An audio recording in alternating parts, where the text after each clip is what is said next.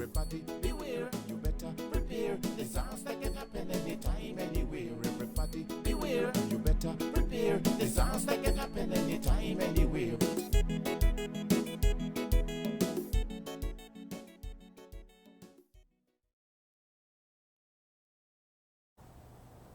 Welcome everyone.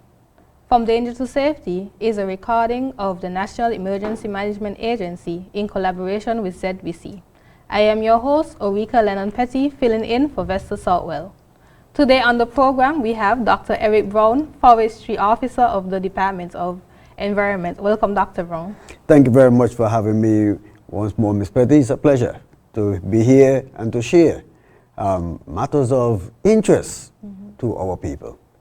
Okay, so Dr. Browne, you highlighted to me that the volcanic trails that we so love to hike, that there's a message that you want to give to the public in terms of the danger of actually going down into the volcano. Tell me a bit about that.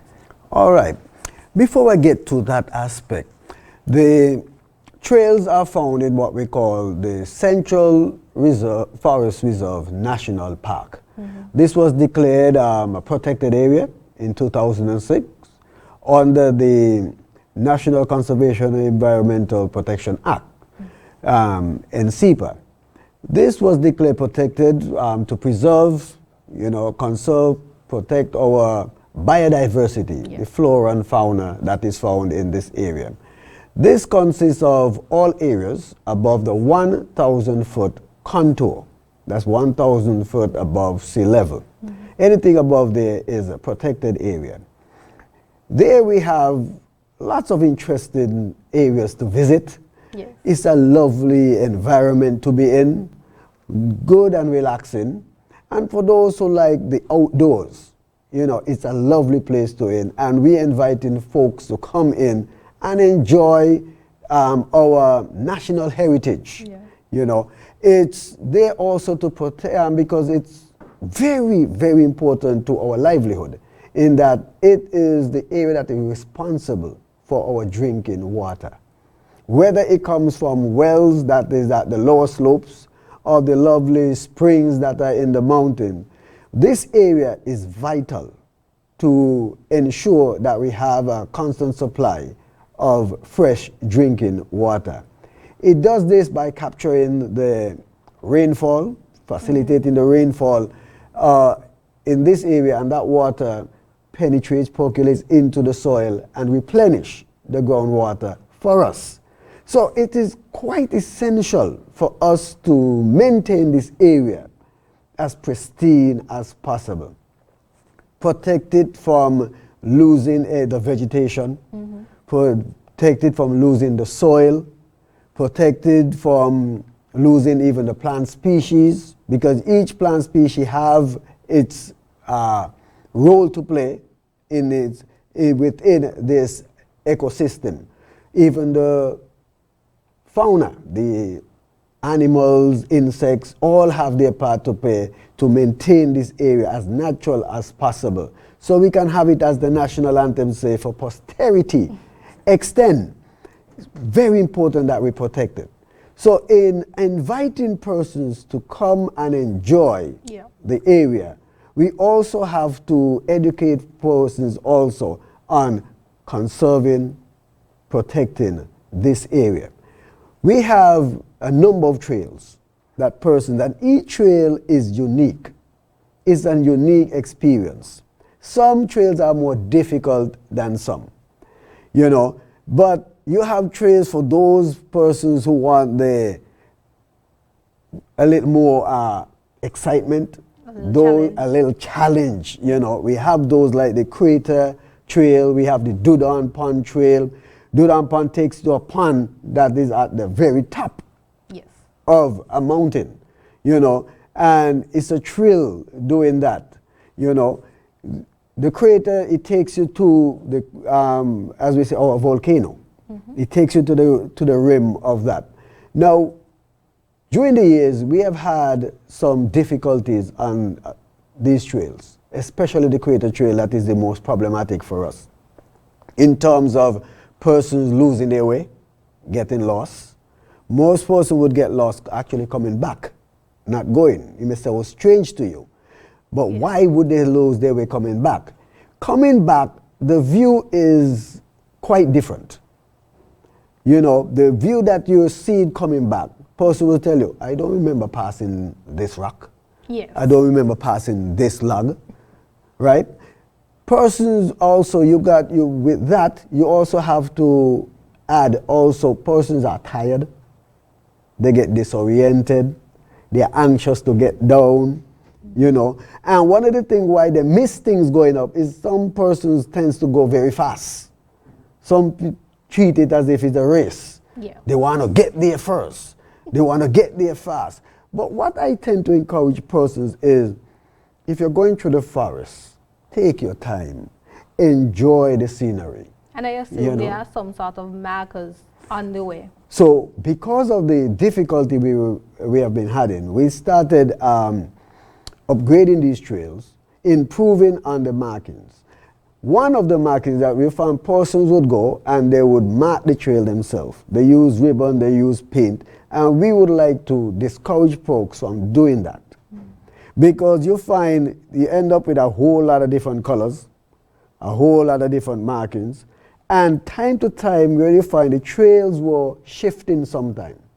So sometimes you find that if, like say, there's a slide somewhere, a tree may fall down, people may divert, and you find that sometimes after a while, some of these markings become obsolete, and find persons would go off.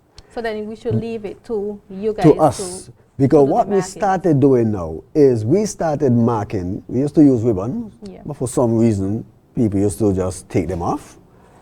So we started using a forest spray paint, a spray paint that is designed for trees, to place on trees, right? So we started, but we are now employing a color code. In that the color code we have adopted are 2 stripes with 2 horizontal, 2 vertical stripes with a color band in the middle. The 2 white bands with a colored band. Now the colored band is unique for each trail. All trails would have that 2 white stripes sandwiching the colored band. Each stripe, each colored band, each trail have a different color. So for the volcano, for example, what color? The color for the volcano is orange. Orange. So you will see 2 white and an orange, sandwich in between. And it's also, it's more to the code. The code is on the left when you're going into the trail. Such that if you get lost, you get a phone call out.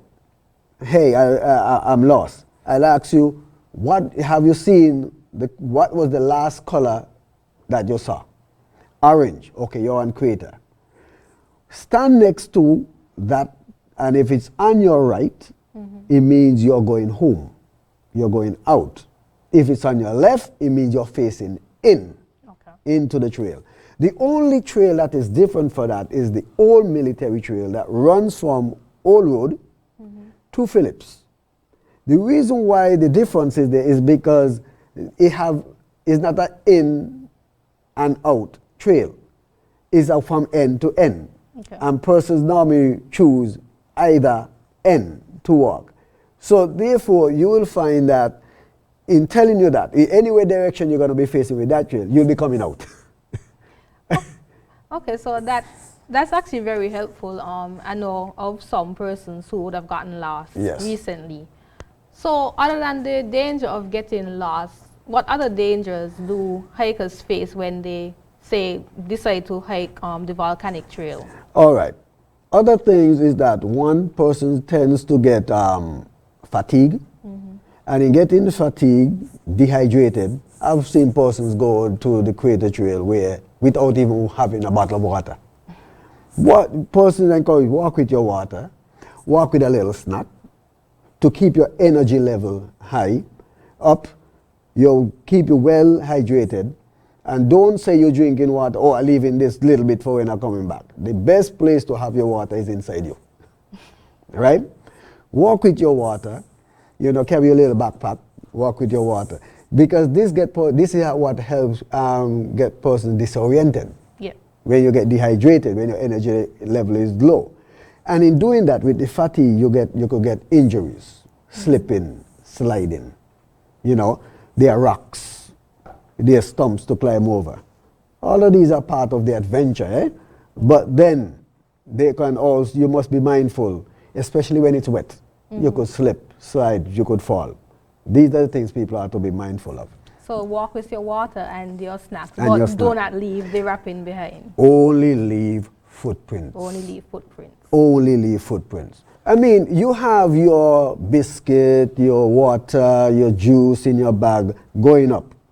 You started out with a heavy bag. You're eating at certain points. Now, when you have your wrappers and everything, they are now lighter, easier to carry. Put them back in your bag. Don't drop them on the trail, because think of this. When you drop them, for who to take up? That is true. Garbage truck don't go up there, you know. For who to take up? Respect the environment, because these foreign objects, right, do not decompose, especially they're made of plastic and everything, or even some of the dyes that is on the labeling and everything is toxic to the flora and fauna. And we want to always continue enjoying these things. So it's very distasteful when you're walking along a trail and all of a sudden I'm seeing garbage strewn here, garbage strewn there, you know. And, you know, you want other persons to come and enjoy. You also want to come back and enjoy. So therefore, leave it as you meet it. Yes. Leave only footprints. I totally agree. There's a trend where persons continue to go into the crater. Yes. Recently, someone, I think, got injured Yes. when they went down. I think you said there was a sign at one point cautioning persons. Is it there still? Well, that sign, unfortunately, we placed the sign there to warn others of the dangers of going down. I know people, to some, is the highlight of going up there, but as time goes on, you learn. And as you learn, you adjust. Now, when going down into the crater, it's a very dangerous descent. But the issue is this, coming back out. If you get injured down in the crater, how do you get out, or how do persons bring you back out? Somebody quickly say, hey, send down rescue, send the army, send fire. But understand this, the nature of the path down or coming out is that the rescuer also needs his hands to climb. Now, it's very, very difficult for a rescuer who is a human being to have to climb his way out and at the same time bring you out. A mission like that is very costly. Costly in terms of time, money, human resources, materials to get you from down there. And it's also dangerous. And it's dangerous because bringing you out, the rescuer is also putting himself at risk of bringing you out. That is one. Getting you out is an issue. Some person you mentioned to me, get a helicopter. I say, you got one home? There's no such thing on standby. And these are very costly. And to get all of these organized to bring you out, how about if nobody even know you're down there? Oh. How do you get a phone call from down there? Can you get a phone call? Very difficult. Probably not. Even if you get out one. Yeah.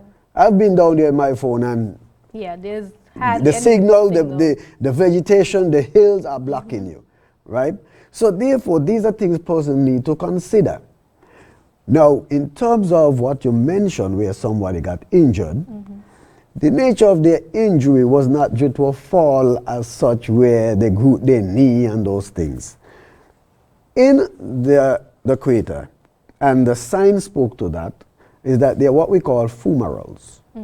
Fumaroles are area associated with a volcano where you would have steam coming from the ground, or in cases you may even see bubbling mud. In the case of ours, we have two. There's the one with the bubbling mud pool, And there's one also with just the steam coming through the rocks. The bubbling mud pool, person tends to go there. Some person will take the mud with the sulfur and rub it on the skin because it has therapeutic properties, health properties, and things like that. But to get to it, you got to climb down, cross over the crater bottom, and go to one of the sides that is on the other side, and climb up to the side to get to this mud pool. Apparently, this is where that person, I think it was Good Friday, went down and got their feet burnt. Oh, wow. An accident.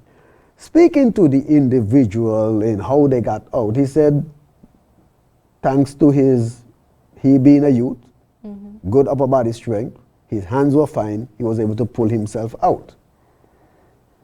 So he was fortunate enough. He was fortunate enough to come out.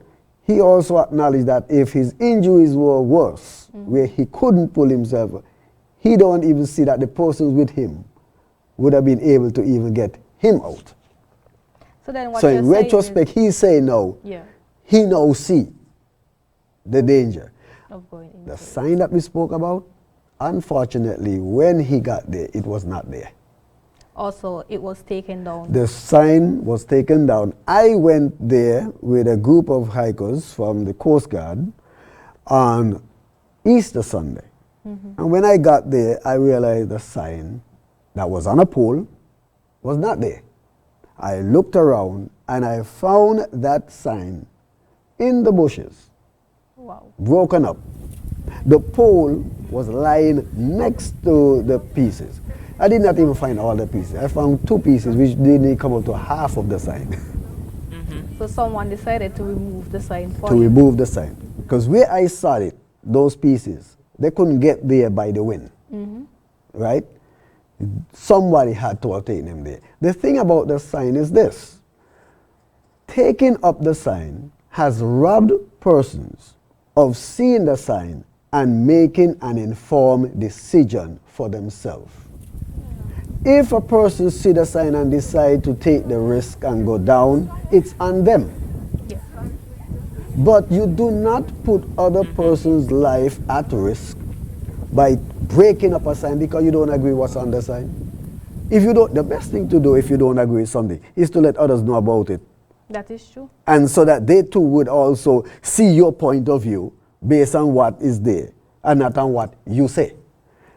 So there are other signage that we have on the trail. We have signage to keep people on the trail. There's some sign that says trail with an arrow on it pointing, because these are areas where persons normally go off the trail. There are other signage. We are working on even signage at the entrance of these trails.